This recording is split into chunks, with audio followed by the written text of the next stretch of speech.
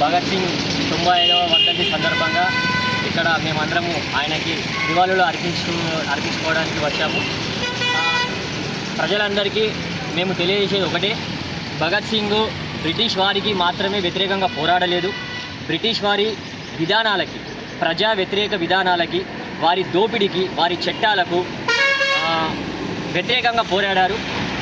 దురదృష్టం ఏంటంటే స్వాతంత్రం వచ్చి 78 సంవత్సరాలు అవుతున్నా ఇంకా బ్రిటిష్ చట్టాలు ఇప్పటికీ నడుస్తూనే ఉన్నాయి. కానీ దానికి ఎవరు ప్రశ్నించడం లేదు, దాని గురించి అసలు లేవనెత్తడమే లేదు. గవర్నమెంట్స్ అంటే వదిలేసేయండి, గవర్నమెంట్స్ ఆ విషయాలు పట్టించుకోవు. విద్యార్థి సంఘాలుగా మనం చేయాల్సిన పని ఏంటంటే బ్రిటిష్ చట్టాలు ఇప్పటివరకు ఎందుకు నడుస్తున్నాయి, ప్రజా వ్యతిరేక విధానాలు ఇప్పటివరకు ఎందుకు నడుస్తున్నాయి. ఫారెస్ట్ యాక్ట్ అని ఉన్నది. ఫారెస్ట్ యాక్ట్ ఎప్పుడు 1861, 1800 ఆ మధ్యలో బ్రిటిష్ గవర్నమెంట్ తీసుకొచ్చిన రూల్. ఇప్పుడు మనం ఆదివాసులము కొంచెం ఉంటాం, పల్లెలకు దగ్గరగా, అడవికి దగ్గర బతుకుతూ ఉంటారు. వాళ్ళు కట్టెలు కొట్టుకోవాలంటే ఫారెస్ట్ డిపార్ట్మెంట్, ఫారెస్ట్ పర్మిషన్ కావాలి, ఫారెస్ట్ ఆఫీసర్ పర్మిషన్ కావాలి. ఇంతకుముందు ఏం చేస్తుండే, వాళ్ళు అడవి పక్కన ఉన్న బిడ్డలు, ఆదివాసీ బిడ్డలు అడవిలో పోతుండే, కట్టెలు కొట్టుకొచ్చుకుంటుండే, వాళ్ళ జీవనం కొనసాగించుకుంటుండే. ఇప్పుడు అలా పరిస్థితి లేదు. అది ఎందుకంటే బ్రిటిష్ వారు తెచ్చిన రూల్, ఫారెస్ట్ యాక్ట్. ఇప్పుడు కూడా అది అలానే నడుస్తుంది. ఇలా ఒకటనే కాదు, చాలా 6,000 పైగా చట్టాలు ఇలానే నడుస్తున్నాయి. దీనికి వ్యతిరేకంగా మనం పోరాటాలు సాగించాలని చెప్పేసి నేను కోరుకుంటున్నాను, ప్రజలందరూ కూడా కోరుకుంటున్నాను. భగత్ సింగ్ అతి చిన్న వయసులో 23 సంవత్సరాల్లో ముద్దాడి దేశ స్వతంత్రం కోసం పోరాడినటువంటి వ్యక్తి. పార్లమెంట్ లెజిస్లేటివ్ అసెంబ్లీలోనే పొగబాంబు వేసి దేశ స్వతంత్రం కోసం ఎంతవరకైనా పోరాడగలుగుతామని తెలియజేసినటువంటి వ్యక్తి. ఆనాడు జైల్లో ఉండి కూడా జైల్లో ఉన్న ఖైదీలకు సమస్యల గురించి పోరాటం చేసినటువంటి వ్యక్తి. ఇప్పుడు భగత్ సింగ్ మనమందరం కూడా యువత ఆదర్శంగా తీసుకొని నేటి సమస్యల మీద, ప్రజలకున్న సమస్యల మీద పోరాటం చేయాలి అని యువజన సంఘంగా పిలుపునిస్తారు. ఆర్ఎస్పీ, ఆర్వైఎఫ్, ఏఐపిఎస్ విద్యార్థి యువజన పార్టీ రంగాలుగా భగత్ సింగ్ రాజ్గురు సుఖ్దేవ్ వర్ధంతిని నిర్వహించడం జరిగింది. ఆనాడు భగత్ సింగ్, రాజ్గురు సుఖ్దేవ్లు ఈ దేశం కోసం తమ ప్రాణాలను అర్పించి ఈ దేశానికే స్ఫూర్తిదాయకంగా నిలబడినటువంటి రోజు. వాళ్ళని ఈరోజు గుర్తు చేసుకోవాలి. దీంతోపాటు భగత్ సింగ్ కేవలం విప్లవకరమైనటువంటి విలువలే కాదు, భగత్ సింగ్ ఆనాడు అతి చిన్న వయసులో 23 సంవత్సరాల్లోనే ఈ దేశానికి స్వాతంత్రం కావాలని చెప్పి రాజకీయం గురించి ఆలోచించి ఆనాడు కేవలం విప్లవము, హింస మార్గం ద్వారా కాకుండా ఆలోచన విధానం ద్వారా ఈ దేశానికి స్వాతంత్రం కావాలని చెప్పి పెద్ద పోరాటం చేసినటువంటి మహానుభావుడు. దీంతోపాటు భగత్ సింగ్ గురించి ఈరోజు మనం అందరం తెలుసుకోవాల్సినటువంటి విషయాలు కొన్ని ఉన్నాయి. భగత్ సింగ్ గారు ఆనాడు ఆయన జైల్లో ఉన్నప్పుడు దాదాపు 8 గంటల నుంచి 10 గంటల పాటు అధ్యయనం మీద కేంద్రీకరించేటోడు.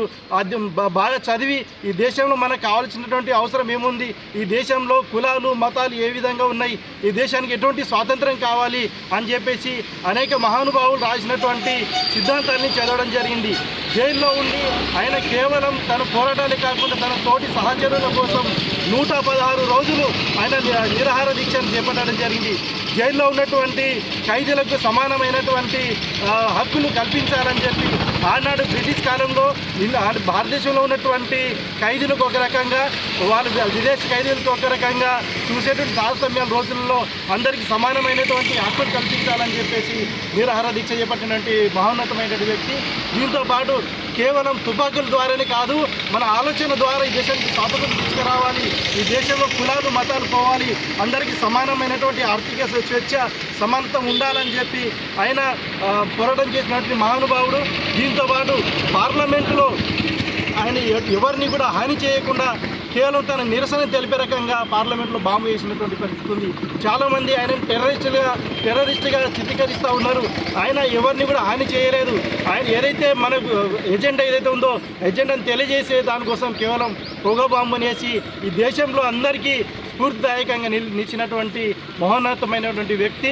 దీంతోపాటు ఆయన లెనిన్, కార్ల్ మార్క్స్ యొక్క సిద్ధాంతాన్ని చదివి ఈ దేశానికి ఆర్థిక స్వాతంత్రం కావాలి, ఈ దేశంలో పెట్టుబడిదారీ వ్యవస్థ పోవాలి, భూస్వామ్య వ్యవస్థ పోవాలి, అందరికీ లింగ భేదాలు లేకుండా, ప్రాంతీయ భేదాలు లేకుండా సమానత్వం రావాలని చెప్పేసి ఆయన కళలు గన్నటువంటి రాజ్యాన్ని స్థాపించడం కోసం మనమందరం ఈరోజు ఆయన ఆదర్శంగా తీసుకొని యువకులు, విద్యార్థులు, కార్మికులు, కర్షకులు అందరూ ఈ ప్రజా వ్యతిరేక విధానాలపైన మనం భవిష్యత్తులో పెద్ద ఎత్తున పోరాటం చేయాలి. ఆయన జీవితాన్ని ఆదర్శంగా తీసుకొని ఆయన ఏదైతే ఆలోచన చేసిండో ఆలోచన విధానాన్ని మనము ఈరోజు ఆచరణలో పెట్టాలని చెప్పేసి ఏఐపిఎస్యు, ఆర్వైఎఫ్, అదే రకంగా ఆర్ఎస్పీ పార్టీగా మేము భగత్ సింగ్ చిన్న వయసులోనే ఉరికంబం ఎక్కిన భగత్ సింగ్ మరియు భరత్ సింగ్ ఏంటంటే భారతదేశాన్ని మంచిగా చేయాలి, భారతదేశాన్ని ఒక స్వేచ్ఛగా భారతదేశం చేయాలని అనుకున్న నాయకుడు.